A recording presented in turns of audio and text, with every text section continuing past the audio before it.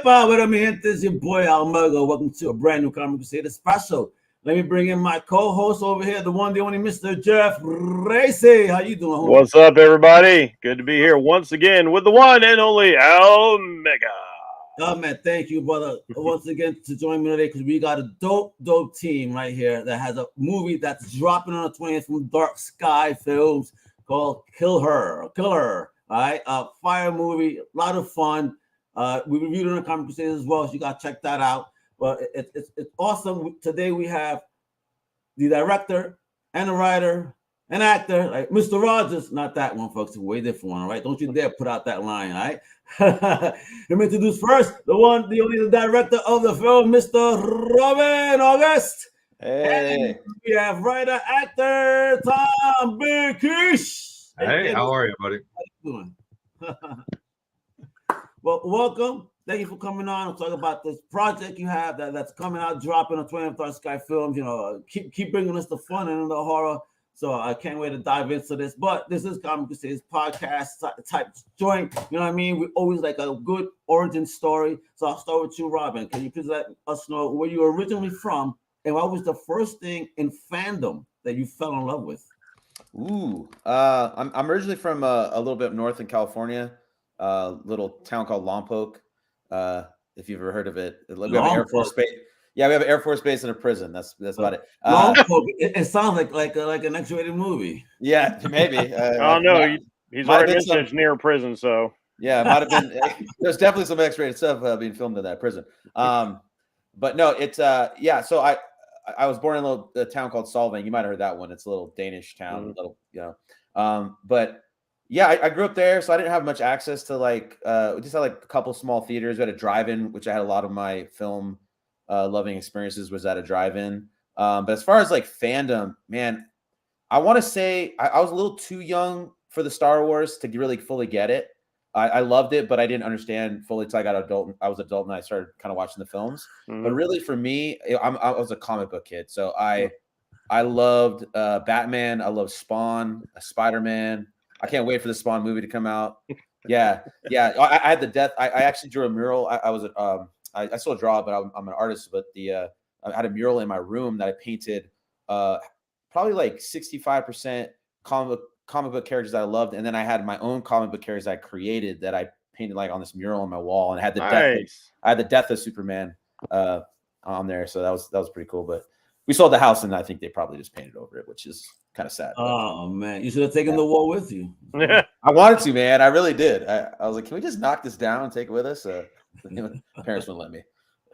Excellent. What about you, Tom? Where you OG from in your first love and fandom? So I'm from Hackensack, originally where I was born. Grew up 20 minutes outside of Manhattan, and then within first grade, I moved about 40 minutes west on the GWB in New York. So in New Jersey. So that's where I'm from. As far as first movie love, I would have to say it was Star Wars. I was one of those kids that waited online around and around the theater. Yes. I think I had to wait 2 full movies to get in. It was crazy.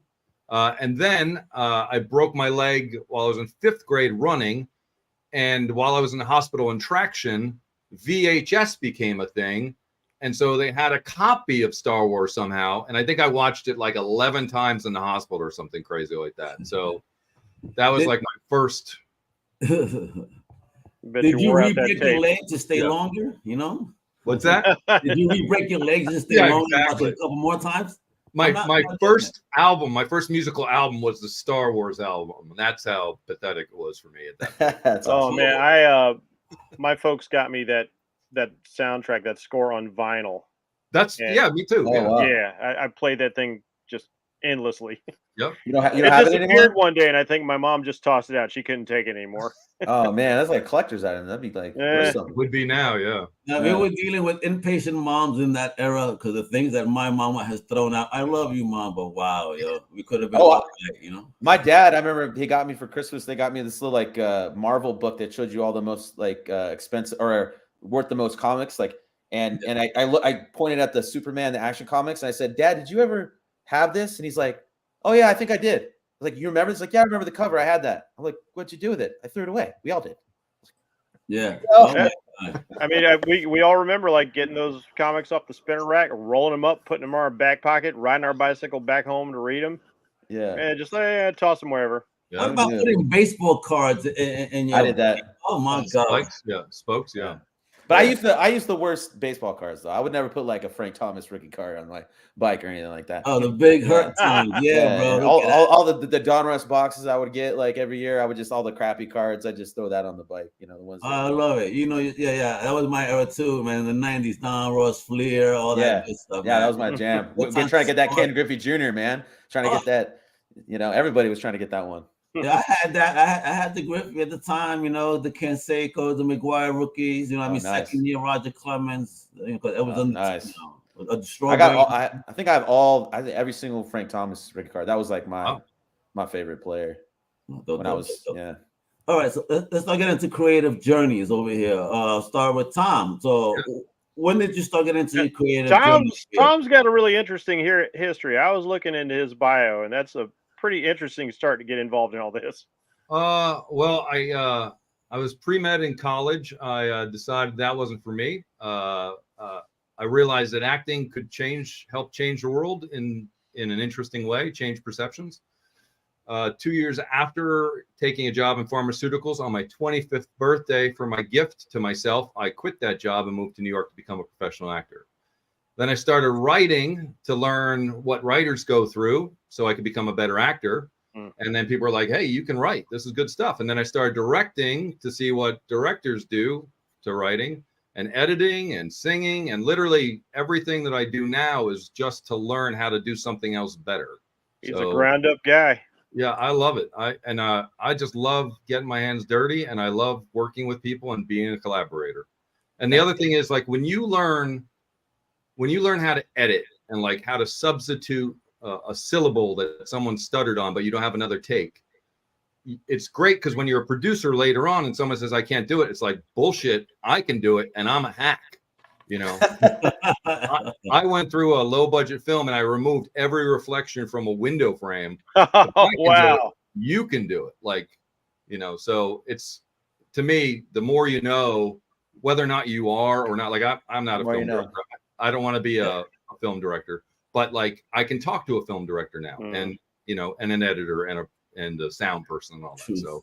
So I gotta say, editing is one of my favorite parts of the process because that's where the story really comes together. You're taking all those pieces and building the narrative.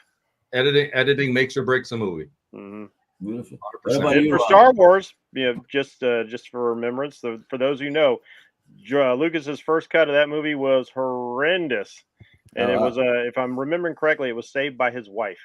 Wow, I didn't know that. I did not know that either.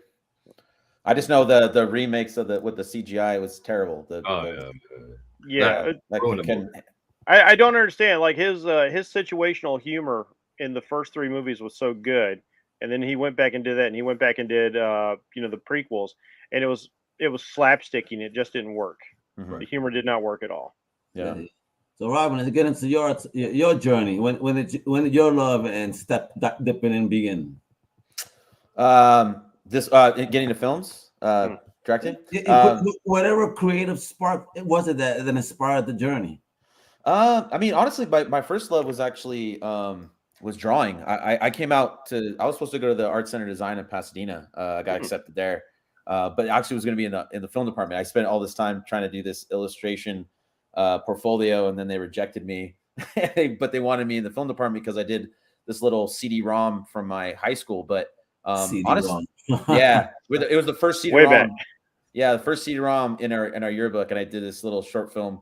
Funny enough, it was like a spoof of a kung fu movie with me and my friends, and I played the whitest dude ever that's trying to do kung fu, and we called it White Dragon, not knowing that was like a KKK thing. No! Yeah, like no one knew it back then, and someone put it online. They're like, you know, like there's white. I'm like, oh no, is it too problematic now? I got to take that down. If you watch it, you'll see like it's just like kids doing kung fu, but it's so common to take a color in the name of a mythological creature or animal, and that's your kung fu hero's name or something, you know? Yeah. I mean, well, the joke was that I was like the whitest kid trying to do kung fu. Yeah, that was the joke. I'm realizing I'm getting this weird thing on my head over here. Sorry about that. I got this weird light thing behind me. No, honestly, I just like stole my dad's camera that they got, a little family camera, and I just started like shooting my own stuff and doing stop motion with it, and it was we didn't have an editor, so we was just stop, record, and rewind and record over, and hopefully you didn't record over the part you didn't want to record over, and so that was fun. Yeah, and I just kind of just did it that way. Just had made my friends. I made my grandma be in my movies.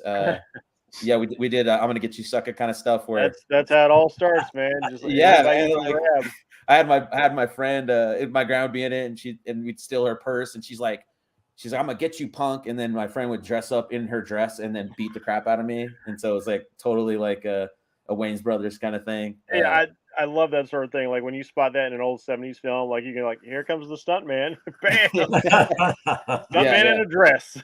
Yeah. I want to give Robyn props. The poster he designed. Oh, I was going to ask if Dark Sky did that, because he did it. We've had the pleasure of talking to some Dark Sky people, and they've been putting out some really good posters. So very cool, Robyn. Super talented. The T-shirt that Mr. Rogers wears towards the end, that guy drew. That T-shirt. That guy has a lot of artistic talent. Robyn is super talented. I love the title with the knife coming in for the eye. Yeah. It's got that great kind of 70s 80s feel to it. Yeah. I mean that's definitely what we were going for. We wanted, we knew, with Tom's script, it was so fun, and we had so many heavy years of, which I still love, like kind of the psychological, deeper horror. Like this is really about a depression or my dog dying. I like some of that stuff too if it's well done, but I miss the old just kind of running through the woods, and you kind of, you're just on along for a ride, like a roller coaster ride. And what he wrote was just so fun. It reminded me a little bit of Scream and all these these films that were just more fun. You'd go to the theater and you'd watch and you'd have a good time. You wouldn't necessarily have to be so scared. You would just enjoy the ride. And and so that's why I definitely want to bring some of that nostalgia back, with the Friday 13th. And I mean, we even had shots where I was not even lying about it. I'm like, this is the Evil Dead shot, because I knew what I was doing, because I'm a fan. Speaking of which, Al, why don't we give the people the trailer, give them a taste of what they're going to see? Absolutely. Let's go. Trailer time, folks. Get ready to watch. The trailer actually has my favorite shot of the film in it. Oh. Welcome to the mountains. 4 F's. Food, friends, big fire. Thank you, guys. I'd never have come out here without my girls. You all smell like a potpourri of floral farts at a farmer's market. Okay, Grandpa. So amazing you've always been able to see past his history. He's always been honest about it. I want you to make sure you know what you're getting into before saying I do.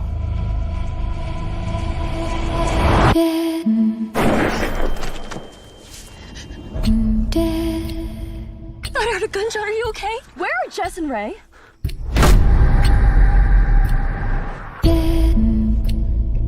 Would it really be that hard for a homicidal maniac to just kill them?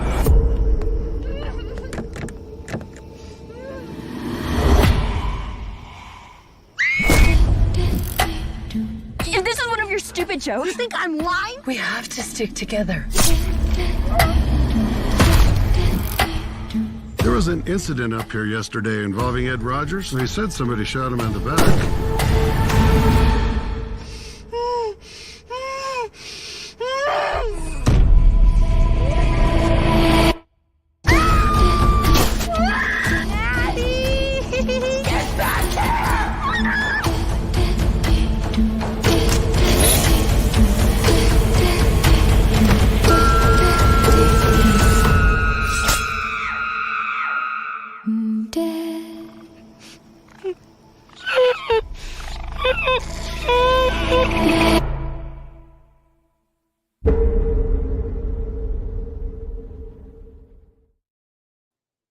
Yeah. That has made me terrified of raccoons right now. Well, yeah, I will say the one of the funnest elements in this is seeing it live with people. Is some of the raccoon responses, shenanigans. Yeah. I don't know. I like the raccoons things. It kind of reminds me of like the pancake scene out of cabin in the woods. Oh yeah. Fever. Like just this just this line that sticks with you: raccoons, raccoons, raccoons. Yeah. Yeah. So before we dive into the Bracey's movie questions, my last question here is what I want to know is about that promance. How did you guys come together to create this baby? Robyn, you want to tell it this time, or? Yeah. Yeah. So I met so Ron Rogge. He plays Doc Locke in the movie. The doctor / reserve ranger. Mhm. I met him in actually Mexico. We our families kind of used to go to the same place, and they still go there, called San Felipe. And I met him at a bar, and I was like, I know you. I thought he was a family friend. I just knew through my family, but I'm just have like a photographic memory when I think of like actors and stuff. And I was like, no, I just saw him in Stranger Things, and he had a small fun role in that. And we just became friends. And then I had him act in a little short that I did since then. And then he just rang me up and said, I have these awesome producers that just moved to LA. They're looking to make movies. I suggested you and my buddy Tom, who's a great writer. And then we just, we got on a Zoom and started talking with them, and it just kind of started from there. I mean, it was really kind of feels like a fever dream how it all started, and the fact that it's over right now. It's like, wow, we actually that it happened. Because a lot of times you get together and everybody has like idea, and then things don't come through, and it actually happened. So it was pretty awesome. It felt very I don't know, serendipitous, I guess you'd say, or something cool about it. Yeah, destiny. Okay, Bracey, floor is yours, baby. All right. How long was the length of the production? How long were you guys out there shooting? We shot 10 days in the woods, and they were real woods in Big Bear, and we shot 2 days back in Los Angeles. So that 12 days total. Shoot, yeah. Yeah, 12 days. Shoot. Now, a lot of films that people we've been talking about who put out films this time were shooting under COVID restrictions. Was that the same for y'all? Yeah. So one of the reasons I wrote this script, which I wrote after someone, the line producer, Liam Finn, gave me parameters of a movie that I could have, because I was moving forward with this before I met Robyn, before Ron called me, before he met the producers. I just decided, I almost died having my hip replaced during COVID in the hospital. And I was like, I'm not waiting for anybody else to make a movie of mine anymore. I'm just going to make a damn movie. And so I talked to Liam Finn, the line producer, and I said,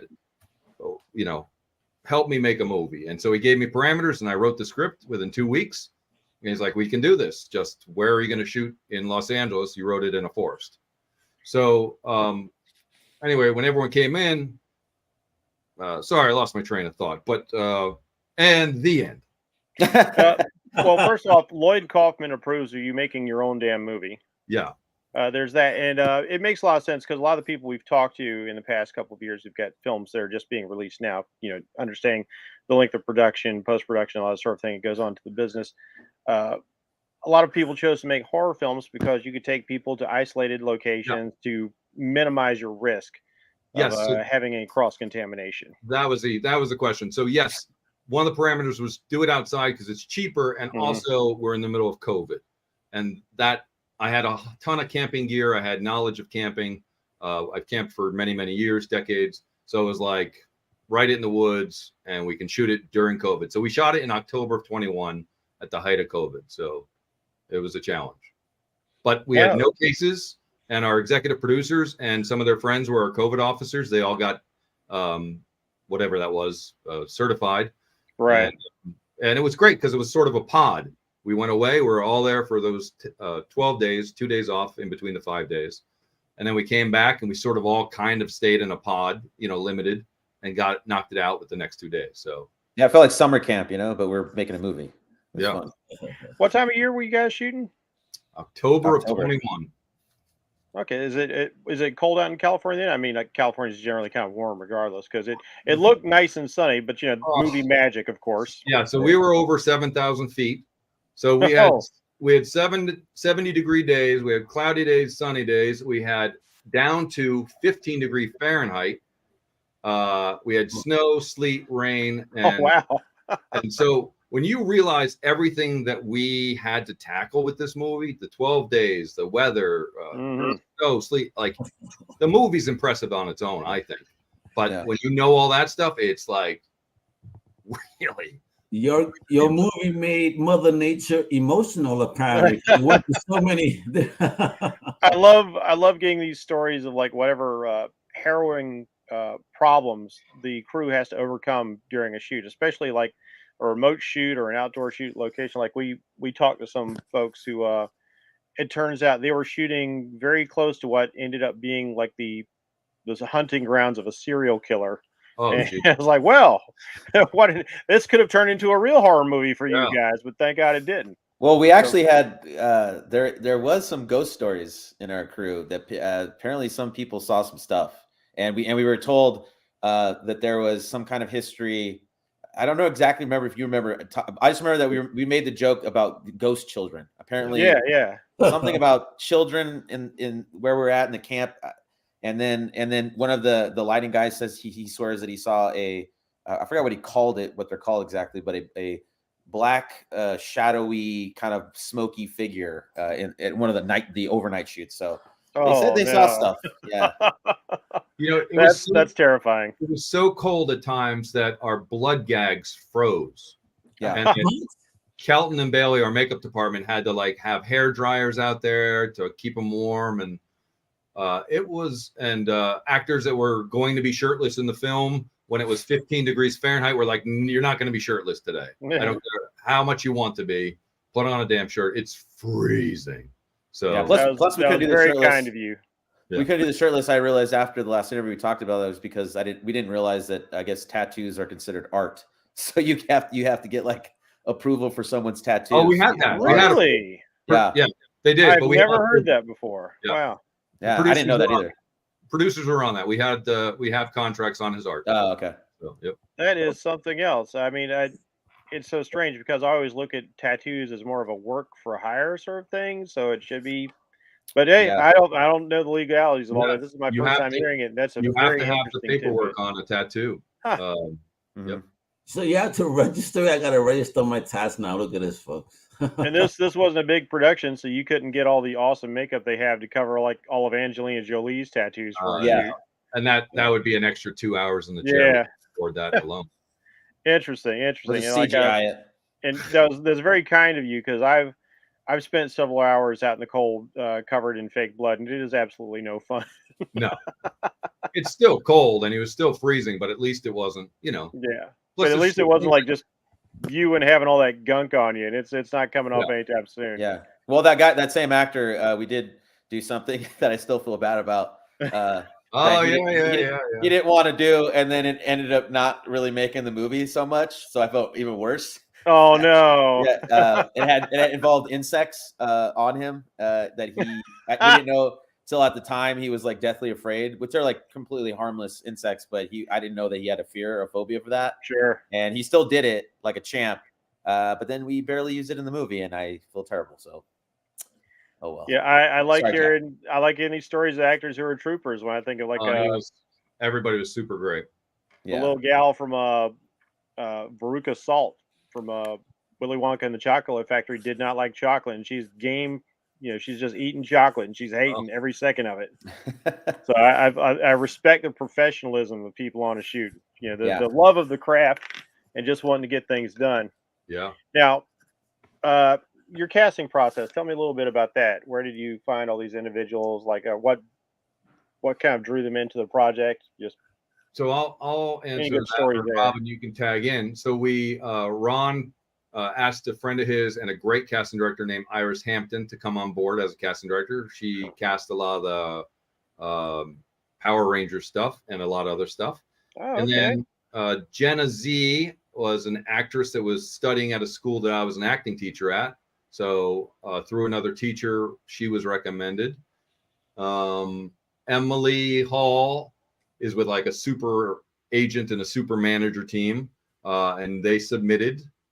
Nicole, she actually was in one of the original readings of the script before we were casting, just to hear it. Mm-hmm. And we saw all the people that did us a favor and read. We saw all of them for the auditions, and we offered them all parts, maybe not the parts that they wanted, but all of them were offered some of those smaller parts. So some of those smaller parts were people that did the readings for us before we went to film. And then Harrison, that role of HXB was written to be a stunt role for a celebrity, but For those of you who haven't seen the film yet, that's Hot Cross Buns. Yeah.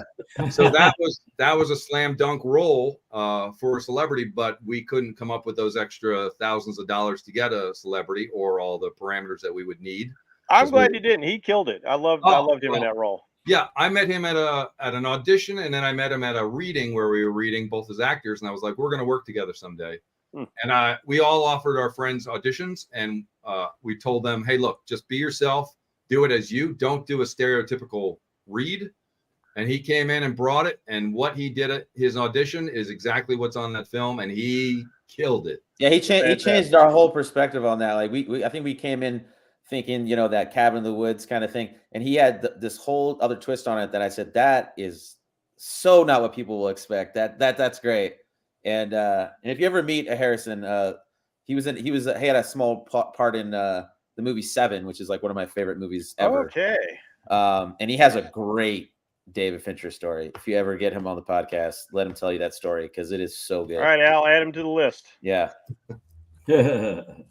Well, I'll tell you, that actually brings up a couple of questions. Now, who did you guys cut the trailer, or was that Dark Sky that did that?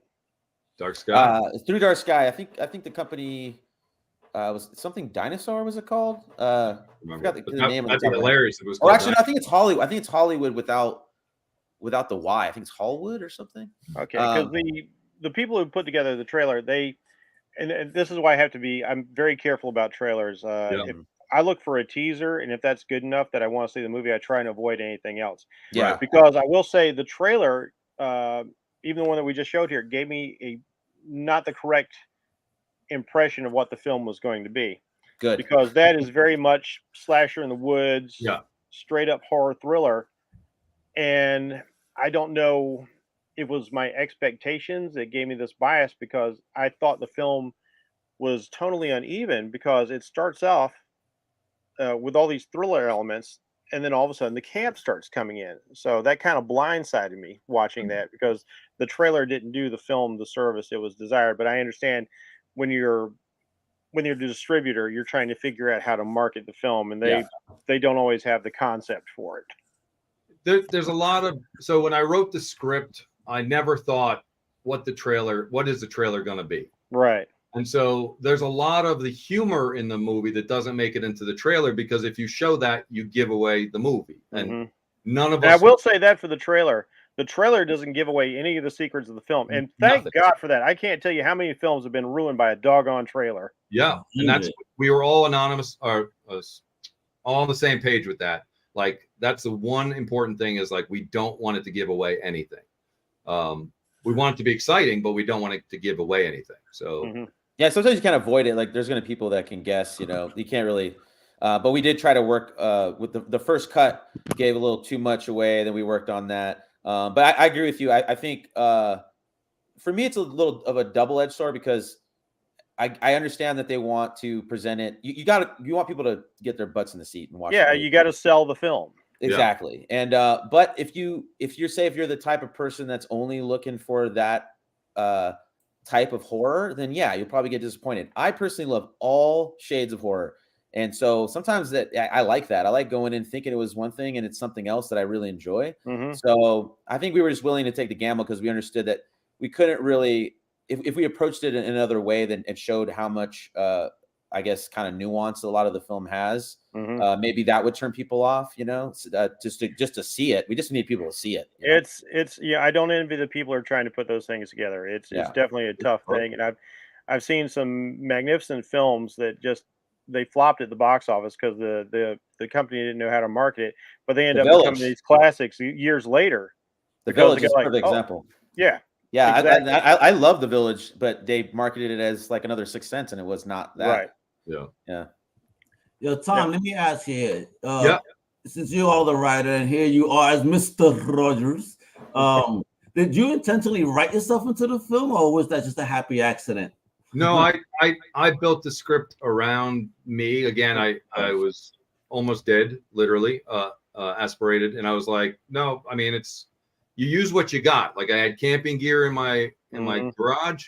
So that's your tent and all that, the stove and all that stuff is yours? Yeah, most of it's mine. Some of it was lent. Some of it was gotten at the last minute, but a lot of it was mine. But you know, I believe I'm a talented actor, and so that's an asset. And I know I'm not going to negotiate against myself, and I know I'm not going to be a prima donna, and I know I'm going to be on set anyway as a producer.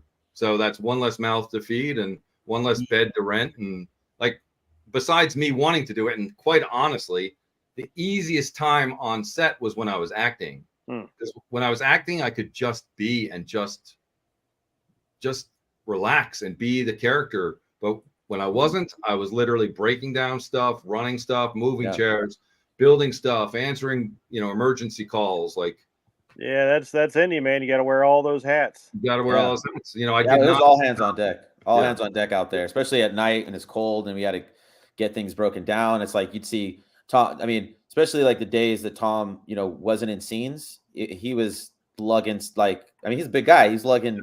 He probably saved like 2 people's worth of work just lugging stuff back and forth. So and I was picking up stuff too whenever I could. I mean, everybody was moving stuff. So I told the crew because I have a belief like it's all of our film. It's all of our film. And I told the crew, when I ask you if you need help, I don't want you to think of me as your boss. I want you to think of me as your PA.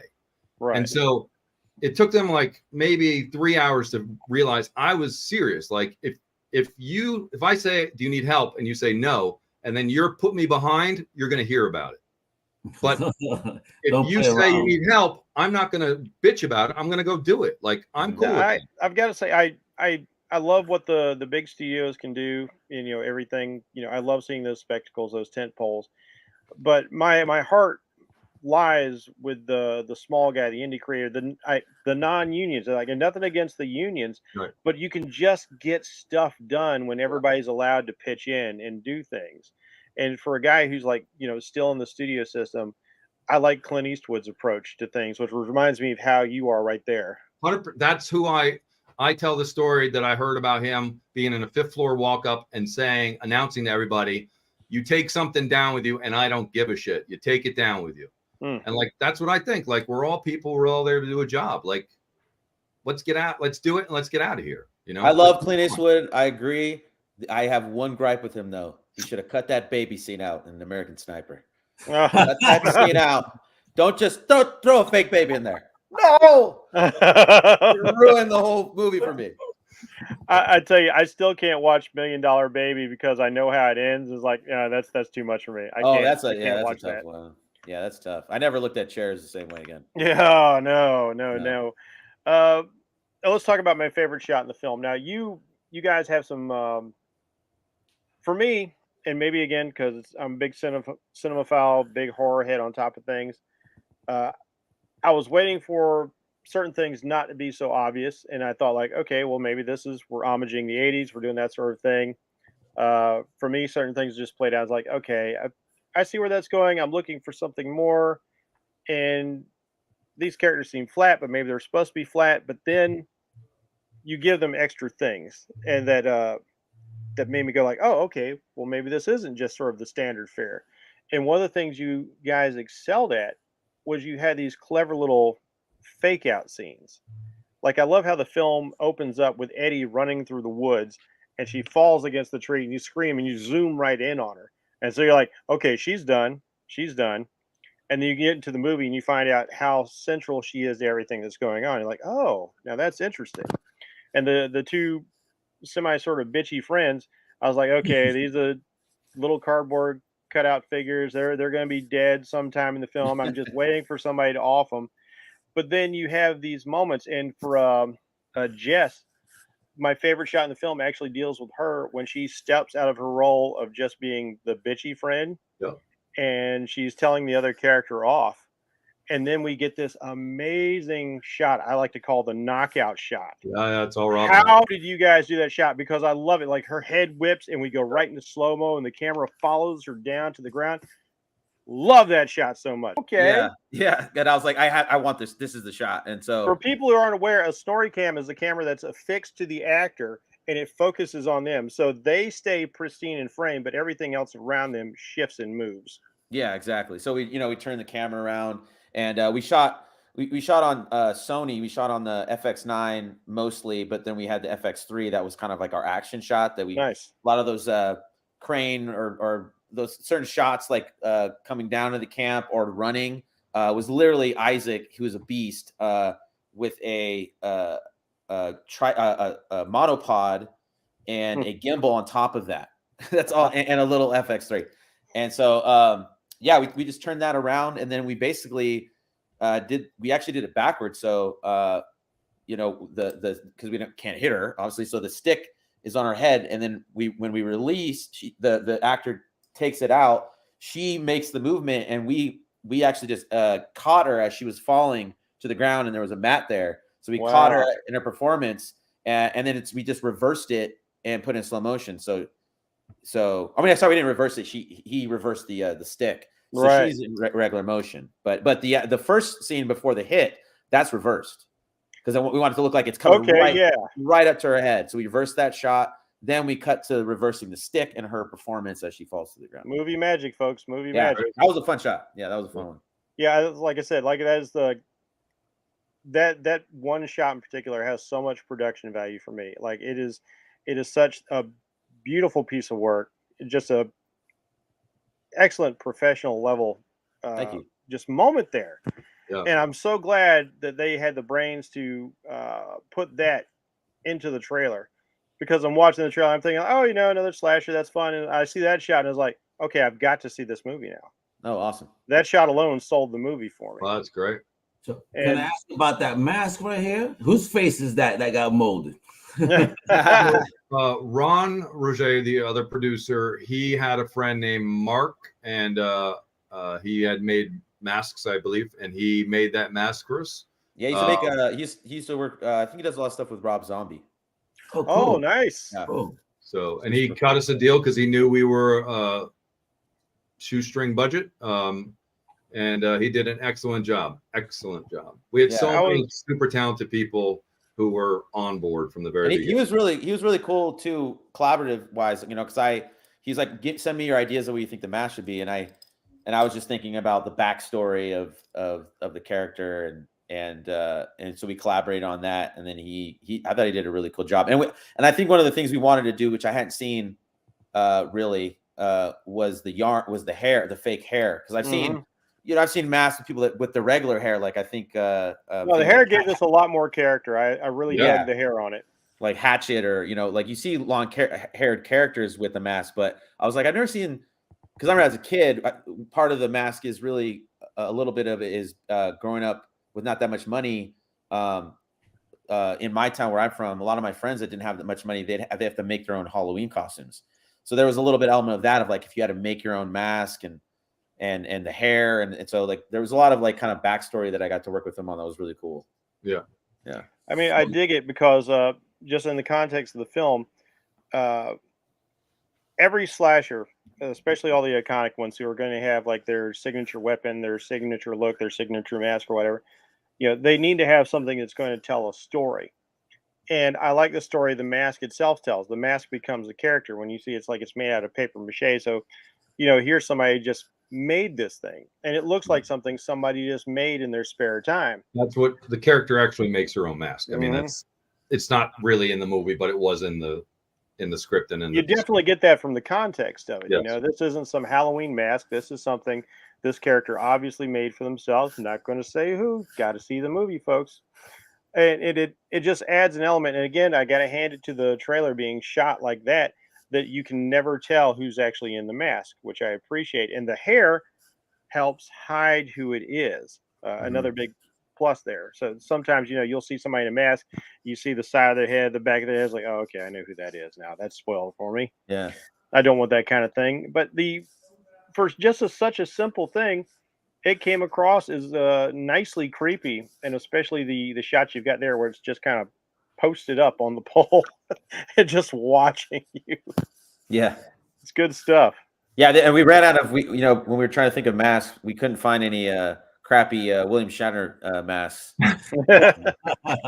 That whole story about Halloween is amazing. Yeah, it's hilarious.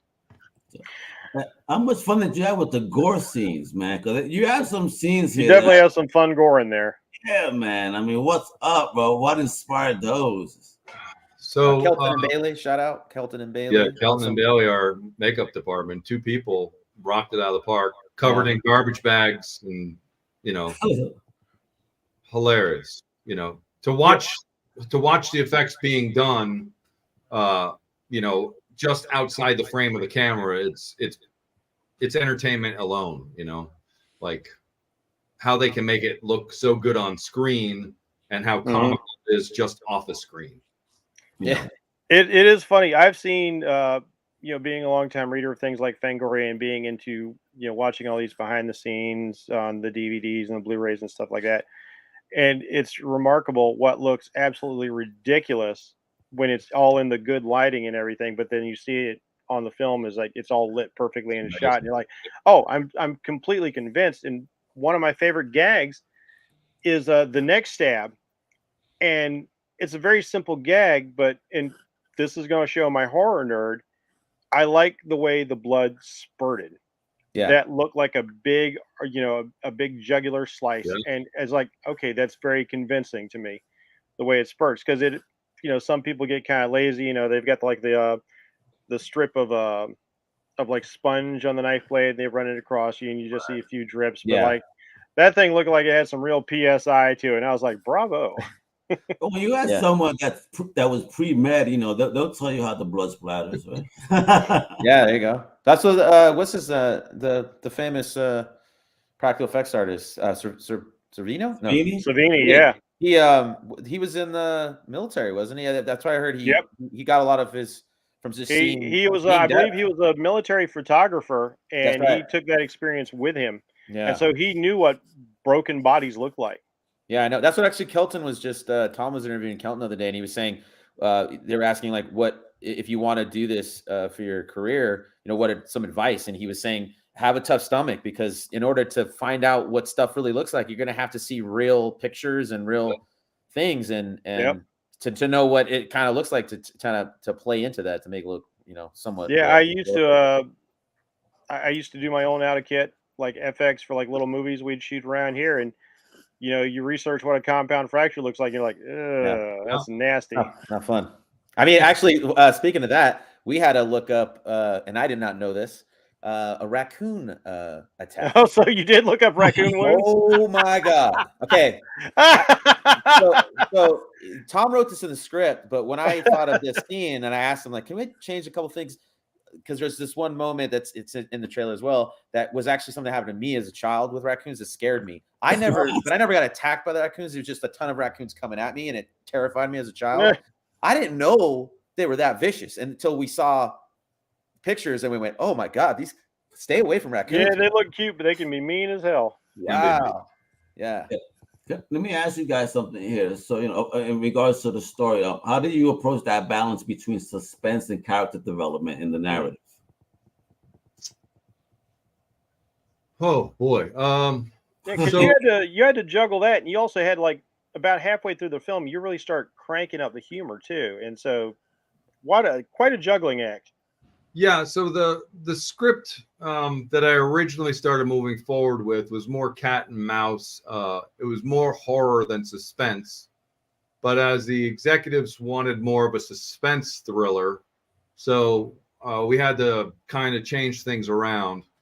So there was a lot of like, well, if you change something in scene 10, that affects everything behind scene 10.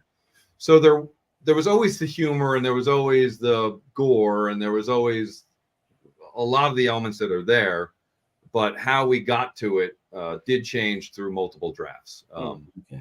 And it, Robyn and Ron and I, we did a line by line read through of just the 3 of us, and we discussed every line. Did you do any rehearsals? We did 2 read throughs with actresses. And myself and Ron reading parts. And then we did some read-throughs on the set, but did we do a read-through with the cast, Robyn? I don't remember. I don't think so.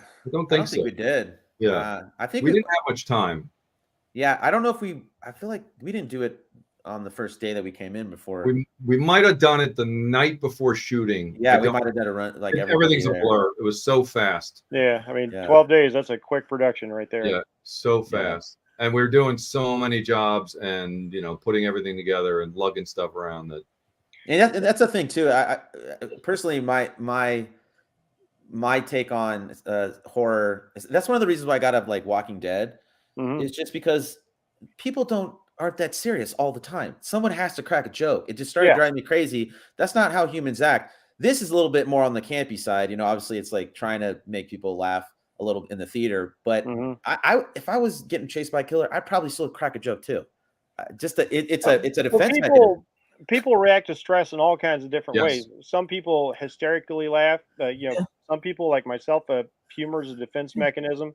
My ex-wife would freeze when scared and just laugh her ass off. One time we were camping, and she said, "I gotta walk over here." It was massively dark. I'm walking, and we hear in the bushes. Let me tell you, I began running, and I looked back. I'm like, "What the hell?" I took 5 steps. I had to grab her because she started laughing, but froze. I'm like, Jesus! That's hysterical laughter, my friend. In a horror movie, she'd be dead immediately. I spent like almost a decade working in haunted attractions, and I've seen every reaction to fear possible. I remember like running up on one lady, and she literally dropped to the floor and curled up in a fetal position. I'm like, if this was the movie, you'd be dead, right? You should be running away. Go follow your friends. Run away. Like I'm not. But you don't know how people are going to react in high stress situations. It's pretty interesting. Yeah, that's like that in the movie. The lines of the freeze. But it's a freeze, fight, flight, or flight. Yeah, fight, freeze. I didn't know that there was laughter in there too. You could throw that one in there. Like someone would just start laughing. Stephen King's big on writing in hysterical laughter to a lot of his characters who are under duress. Yeah. If you've read that. And one of the things I kept thinking, like one character is like, oh my gosh, she's so oblivious. Like she's not getting it. Her, these characters get it. She's not getting it. And the contrast between obsession and obliviousness and how that works out in the end, to the point where like even when the killer tries to do this one fun little fake out, like, oh, maybe it's DID, and yeah, you can do it, come back to me. I was like, bitch, she's playing with you. Yeah. And I really like that moment a lot. I really like that moment. That was a nice piece of writing, because part of my training is I was a behavioral science specialist in the military, and I like to know what makes people tick. And so when I'm watching psychological thrillers and horrors, I like to understand the motivation of the characters. And I thought that was a really subtle piece of character right there. So bravo on that. So I will say the movie is more subtle than most people think on the first viewing. We had people come back. We sold out at Screamfest, and we almost sold out on an encore night. But there were people in the audience who came back to see it a second time. And several of them came up to me and said it was even better the second time. Yes. And if you showed it again here, I'd come back a third time. And that's the movie we wanted to make, is not just a silly slasher, not just a silly comedy, or not something stereotypical, but something that's worth watching more than once. I mean, it's unfortunate, like, because when you see a poster like this and you hear a title, and a clever little title, they kill her for killer. I like that a lot, by the way. And so you go in with your own expectation, your own biases. So you're like, okay, slasher in the woods. But on reflection, as you start digesting it, it's like, oh, okay. Because I really liked the killer scene with the fiance as well. Yeah. I was like, man, there's some interesting stuff going on here. This is getting pretty deep. Yeah. But then you throw me for you throw that left turn, that curveball at me when it gets really kind of like Evil Dead at the end. We've got the slow-mo, we've got the extreme angles, the chainsaw, as we see in the trailer, the chainsaw going over Eddie, she's matrixing out and all that kind of stuff. Yeah, I think I described when I first went in, our thoughts on it was like if Quentin Tarantino and Sam Raimi collaborated and directed an episode of Goosebumps. Oh, I dig that. That would, I dig because like that. it starts off feeling kind of like, like you said, that tropey, and then it gets kind of complex, and then it gets kind of wild, and things are just turned up to 11. So I think you've got an Eli Roth moment in there too. Yeah, I was gonna say that too. I didn't want to fit too many names in there. Right, like just saying, like there's a moment where a character gets their catharsis, and it was unexpected and it was glorious when it happened. Yeah. So, yeah, we got a lot of people saying that they were very satisfied. Are there any specific scenes or moments in the film that hold personal significance for either of you? Yeah, I mean, like the Mr. Rogers character, like apparently raccoons for Robin. Yeah, raccoons. We talked about that, and like just like being a dinosaur in today's age, like that. Like there's a lot of subtlety in there, even though you could say it's not a subtle film, but there's a lot, like him being afraid of being called a Karen. Like that's like there's little things in there. There's even subtleties that are so subtle that no one's going to pick up on them. But like if you ever watch it again, like ask which knife is being used at what time and why. Like I was wondering about a couple of those things. Yeah, like there's a reason behind things. And because we don't get all of his backstory, we get this backstory by third or fourth generation for Mr. Rogers. And this guy was willing to hand wave off an assault, and you're like, what has happened in his life? And that kind of led me to thinking, like, what is the curse of the Rogers men? Because they're not having a good time of it at all. Excellent. All right, let me ask over here. What do you hope audiences take away, from the experience of watching, the film? So I'll take that, and then Robyn can jump in. But I've seen it in front of 3 audiences, and the responses have been pretty much the same, with the exception of the people that repeated in the second movie in the same theater. And that is, at the beginning, they're not sure what to do. They're not sure if they should laugh. They're not sure if they should be scared. They're not sure what the ride is. It's kind of like a roller coaster going up. Like, I don't know what's happening. And then there's this turn where all of a sudden people start laughing a little bit. And then it builds and builds. And then at the end, every time people cheered, like literally cheered. And it's not that they're our buddies or anything. Like, we were in Minnesota and they didn't know us at all. They cheered. And so to get out of it, it's like, it's fun. It's supposed to be fun. I would say this mirrored my experience with the film, because, and maybe it's because I do this sort of thing. I do reviews and analysis. Maybe I get a little too much into it, although I do try and just enjoy a movie on the first viewing. But I'm looking at, I'm trying to figure out things, but by the end, it didn't matter. Whatever I perceived as flaws, by the end, I was just having a really good time with it. Yeah, awesome. Yeah, I mean that's basically my whole thing too. Is like same thing. You said something personal was just being able to like do kind of a love letter to some of my favorite horror movies and directors that that inspired me to be a director. So that was a lot of fun to do. Those felt really personal. I was like, I'm shooting a slasher in the woods. This is amazing. Like I'm just flashing back to which, like your catalog has more than one horror movie. Is like this your favorite genre?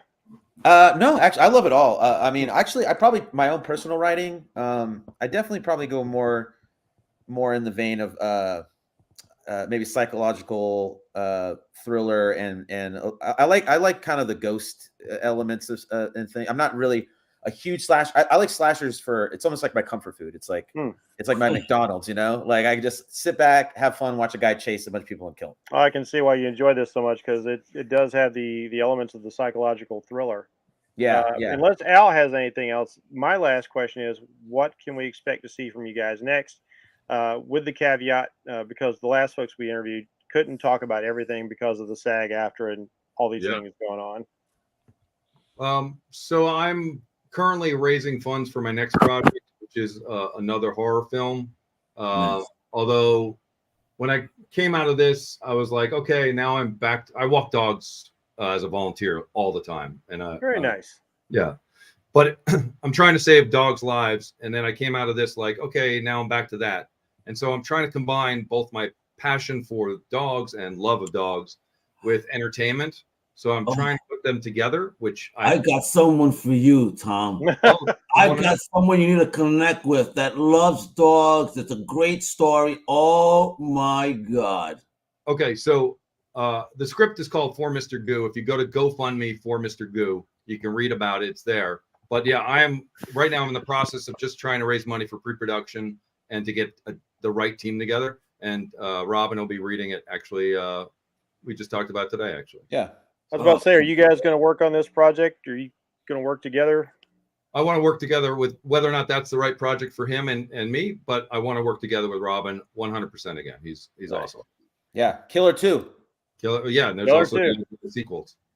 But so for you, Robyn, do you have anything on the horizon that you can talk about? Yeah, so I mean, I have a couple scripts that I would love to get made. Anybody out there? I got them. I'm also working on a couple more, and I have currently a short film that's doing the film festival circuit. That's an episode of a show running thing I want to do. That's kind of like a audio visual version of Twilight Zone meets The Hitchhiker on HBO, if you remember that show. Yeah, I love The Hitchhiker back in the day. Yeah, so it's audio, so you could just hear the story, but you could also watch it with the story. So it's all black and white, and I'm trying to hopefully get other directors to do episodes, and so I'm working on that right now.